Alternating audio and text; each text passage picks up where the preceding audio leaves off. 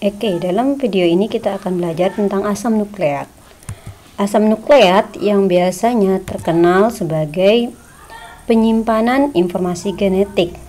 Kita akan lihat lebih dalam lagi tentang hal ini. Di mana asam nukleat itu terdapat dua jenis.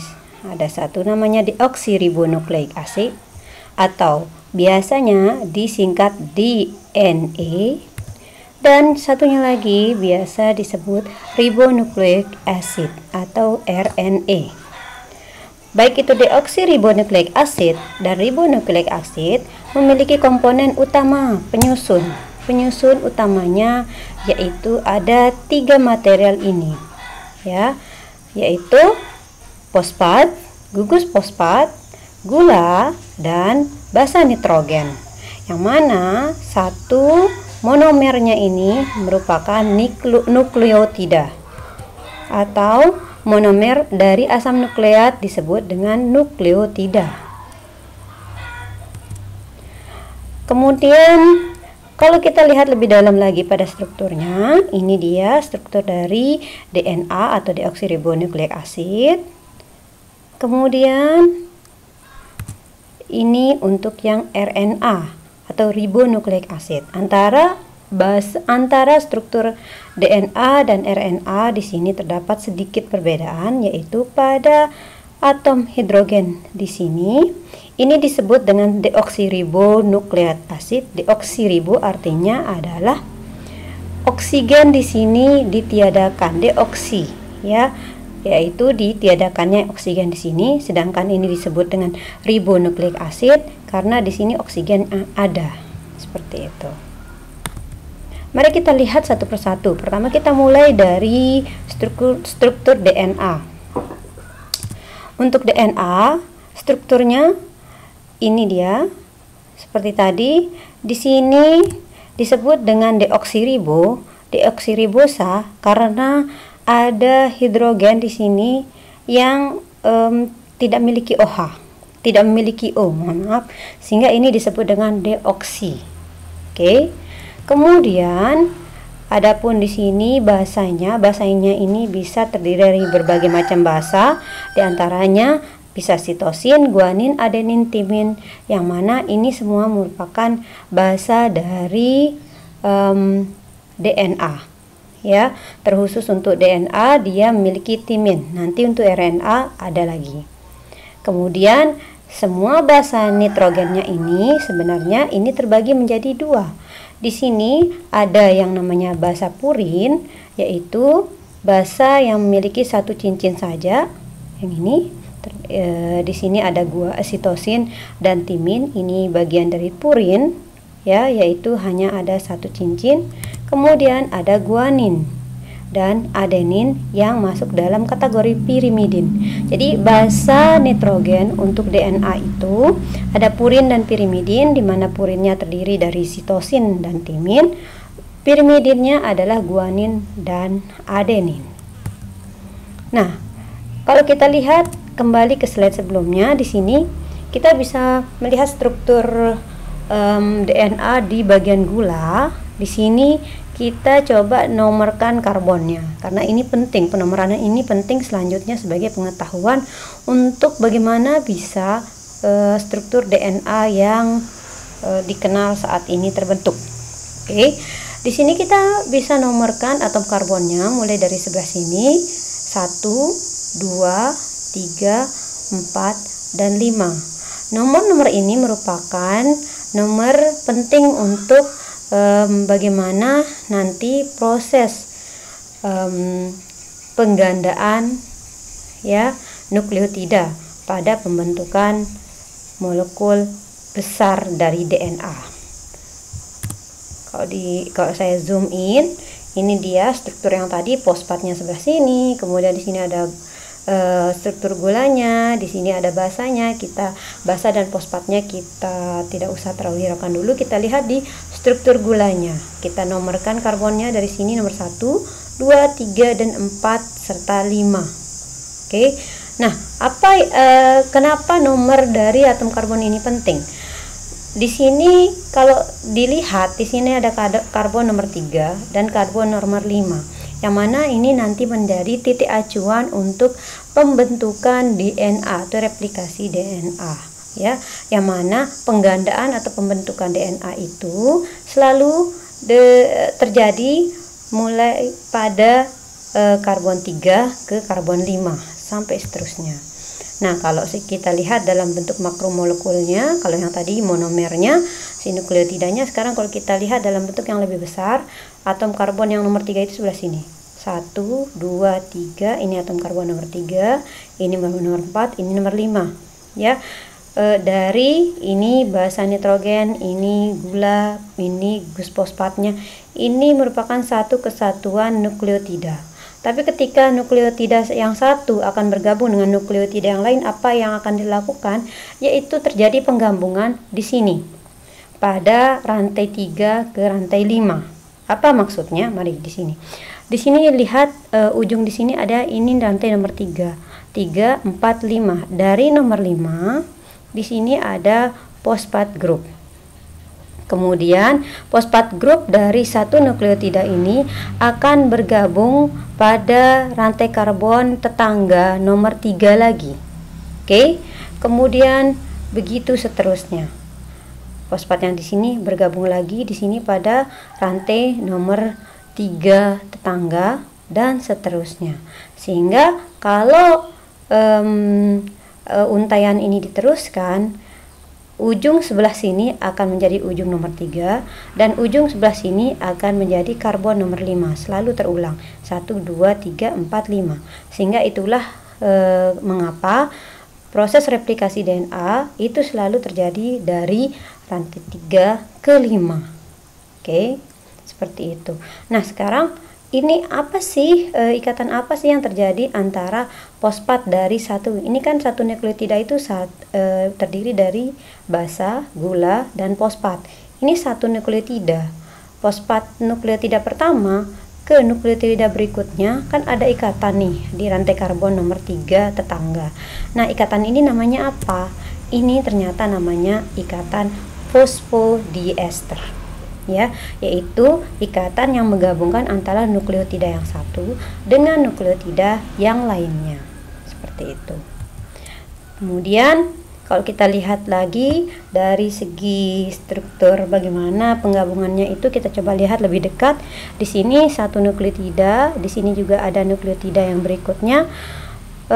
Satu nukleotida yang ini bentuknya basa, gula, dan fosfat ini satu.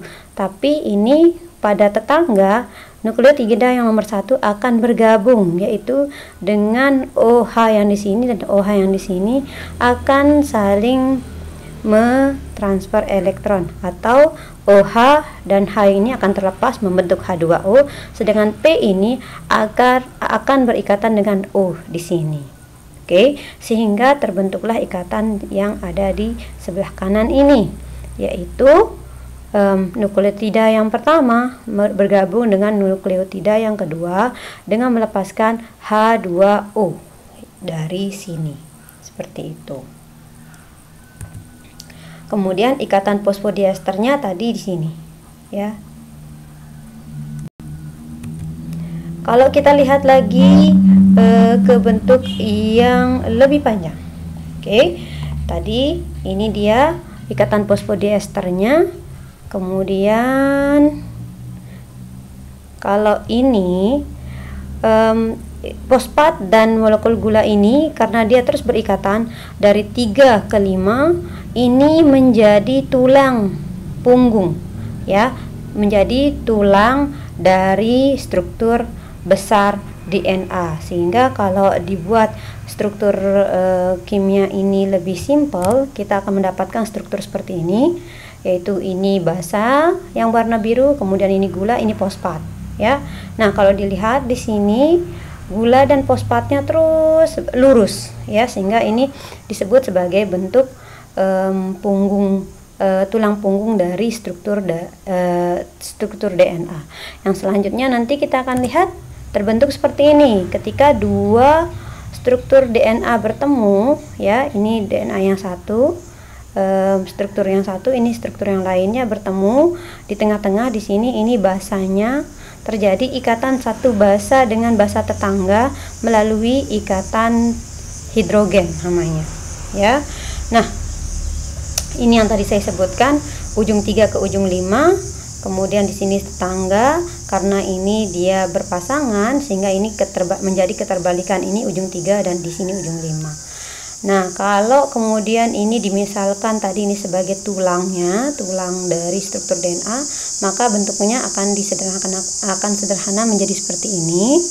Ini tulangnya, si gula dan fosfatnya ini, terus ini gulanya, si gula dan fosfatnya yang ini, kemudian ini basa nitrogennya berpasang-pasangan, kemudian yang ini akan terpintal menjadi double helix seperti itu. Nah, sekarang pertanyaannya, bagaimana double helix ini bisa terbentuk? Coba kita lihat lebih dalam lagi. Oke, double helix ini terbentuk karena adanya basa tetangga ketemu dengan basa yang dari satu untaian ketemu dengan basa tetangganya. Seperti itu ya. Kalau di sini adenin dengan timin, ini untuk yang DNA selalu berpasangan antara adenin dan timin, di mana guanin selalu dengan sitosin. Kenapa seperti itu? Hal ini disebabkan karena basa yang berukuran lebih kecil selalu berpasangan dengan basa yang berukuran lebih besar. Mana yang kecil, mana yang besar? Mari kita lihat strukturnya lagi yang sesuai dengan slide tadi yang sudah dijelaskan sebelumnya, yaitu adenin adalah golongan yang memiliki 2 cincin, sedangkan timin adalah golongan yang memiliki 1 cincin. Oke, ini purin, golongan purin, ini pirimidin. Nah, yang lebih besar di sini tentunya adenin dibandingkan dengan timin. Untuk menjaga kestabilan, maka ikatannya terjadi antara basa yang lebih besar dengan basa yang lebih kecil. Oke, kemudian di sini terjadi ikatan di sini antara satu basa dengan basa lain, yaitu ikatan hidrogen. Seperti itu. Nah, yang ini membentuk namanya komplementari pasangan basa atau pasangan basa komplementari. Seperti itu. Kemudian kalau kita lihat yang guanin dan sitosin, guanin ini dia 2 cincin, sitosin itu 1 cincin. Kemudian di sini mereka terikat karena adanya ikatan hidrogen. Seperti itu. Kemudian kita lanjut dari DNA kita masuk ke RNA.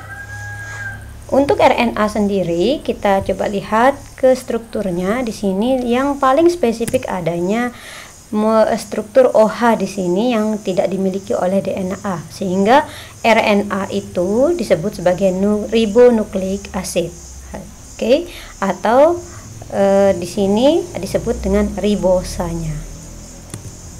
Kemudian sedangkan basanya di sini terdiri dari sitosin, guanin, adenin dan urasil, yang mana lagi-lagi mereka ini dikelompokkan menjadi purin dan pirimidin.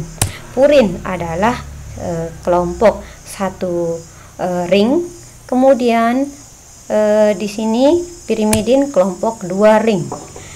Yang purin di sini ada sitosin dan urasil, yang mana urasil ini khusus spesifikasi untuk RNA seperti itu. Selanjutnya di sini ada pirimidin yang anggotanya ada guanin dan adenin. Nah, ada beberapa macam RNA. Ya, ada messenger RNA, ada ribosomal RNA, dan ada transfer RNA. Yang mana RNA ini tidak seperti DNA, dia tidak mengalami yang namanya double helix, dia tidak memiliki double helix disebabkan basa nitrogennya itu tidak berpasangan. Oke, messenger RNA begini bentuknya, kemudian ribosomal RNA bentuknya seperti ini, yaitu RNA yang ada pada ribosom, kemudian transfer RNA. Oke, kenapa RNA ada jenisnya banyak sedangkan DNA ada 1? Karena itu berkaitan pada fungsinya, di mana terkhusus dalam sintesis protein, DNA itu berisi informasi untuk sintesis protein, kemudian RNA ini berfungsi untuk membawa informasi tersebut dan melaksanakan sintesis proteinnya, sehingga itulah sebabnya RNA ini memiliki jenis yang banyak, seperti itu. Oke, kalau kita summary atau kita simpulkan bentuknya, DNA itu double helix seperti ini karena ada basa nitrogen yang berpasangan dengan adanya ikatan hidrogen. Kemudian RNA itu tidak double helix, ya, dia single strand. Kalau ini yang DNA tadi double strand, kalau RNA single strand. Kemudian perbedaan paling penting dari DNA dan RNA adalah basanya, di mana DNA memiliki basa timin, RNA urasil. Seperti itu.